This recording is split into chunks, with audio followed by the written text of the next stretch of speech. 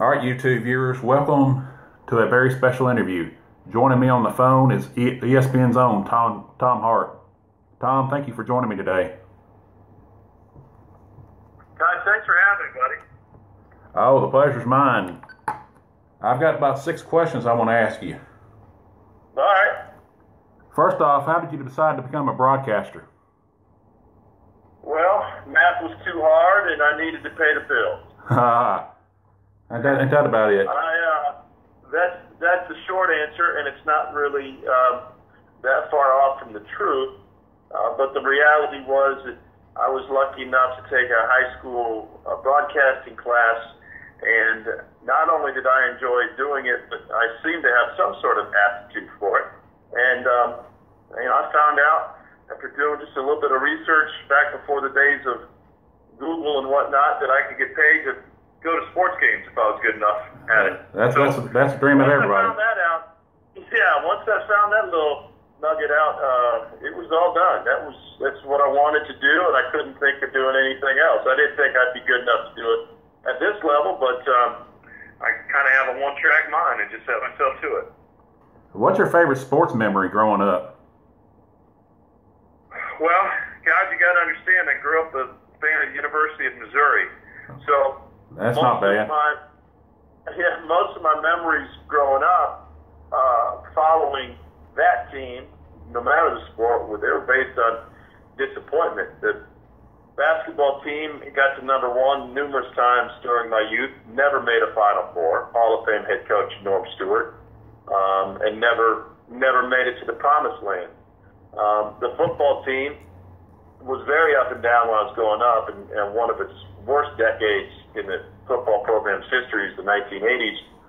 And I distinctly remember being at a game with a bunch of my buddies sitting in the south end zone at Burrow Field when Colorado was awarded a 5th down to win the game, and they would go on to win the national championship. So what it was, and then to put it all in perspective, Colorado, a 5th down, the worst call in the history of sports, and they win a national title in 1990. Tyus Edney goes coast to coast in 4.8 seconds, knocking Missouri out of the NCAA tournament, and UCLA wins the national championship. Nebraska uses a kick ball in the north end zone to force overtime against Missouri, goes on to win in a streak, and head-to-head play that was very similar to what Kentucky and Florida have been through recently. Not only did Nebraska win that game on a random play at the end, but they also went on to win the national championship. So for a while there, if you're a Missouri fan, it seemed like every time something really bad or remarkable happened, not only was it negative, but the other team would win a national title. So it just didn't seem fair. Well, speaking of Florida-Kentucky, what was it like calling that Florida-Kentucky game before Kentucky beat the streak for the first time in 31 years? Well, it was a lot of fun, and I got to tell you, leading up to it, we had a long discussion with our production crew, and I don't know if you would remember, but I still got the game on my DVR. Yeah, the year before Commonwealth Stadium, I called that game too, where Kentucky left a wide receiver uncovered twice and had a great chance to end the streak then at home, but didn't. And I told my producer, I said, well, we can run the exact same open that we did last year. Nothing has changed. Tell me about it.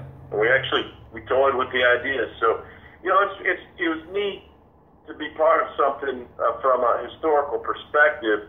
It's hard when you're doing a national telecast to tell that story from one side's perspective, because while Kentucky fans were experiencing the glee that they had in 3 decades in that series, the other side of the coin was the Florida fans who obviously were not used to losing that game. So there's a certain balance that you have to strike, when doing it from a national perspective versus a local perspective. Well, I'm 32. I just turned 32, and I was born about 40 days after they last beaten Florida the previous time in 1986. So that's how much it meant to me. Guys, you don't look a day over 29. Well, thank you. I appreciate that. Well, the news came out today that Eddie Gran's being offered the Georgia offensive coordinator job. What do you think about that? Well, I think that would be a great opportunity for Eddie. I think he was a good fit at Kentucky.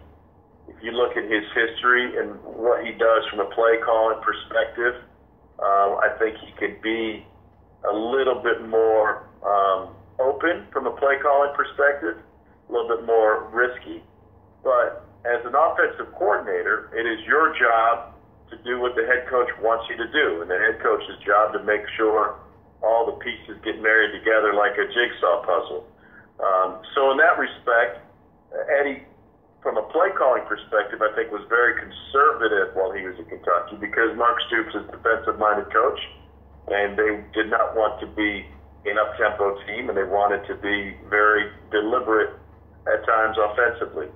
I don't know what Kirby Smart's going to want next year. I mean, Jim Chaney in years past with Kirby has been kind of a perfect balance. They've been an explosive offense, but they were really a lot more explosive when it came to personnel, not necessarily the play calling. And that's nothing against Chaney, but when you have Nick Chubb and Sony Michel, even designed, tosses and draws end up being explosive plays. So I think it would be not only a great opportunity for Eddie, but as whether you're a coach, a player, a teacher, sanitation worker, it doesn't matter. When you have a chance to get promoted and to increase your salary, that's always a good thing. And it's the way I look at that, it's not necessarily about money, but it's always great to go somewhere where you want it. When people reach out to you and say, we want you here, that brings a certain level of comfort and security that I think extends beyond the paycheck.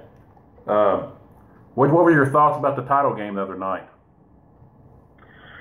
Well, I was really surprised by the way that Alabama, and specifically Nick Saban, reacted to getting hit in the mouth. That was Mike Tyson's famous line that everybody has a game plan until they get hit in the mouth.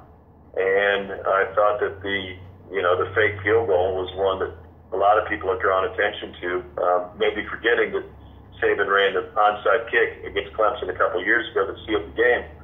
But that being said, I thought that the play calling, the lack of execution, was very un-Saban-like. And this Alabama team, especially defensively, was not elite like it has been in years past. And Clemson certainly exposed them from that standpoint.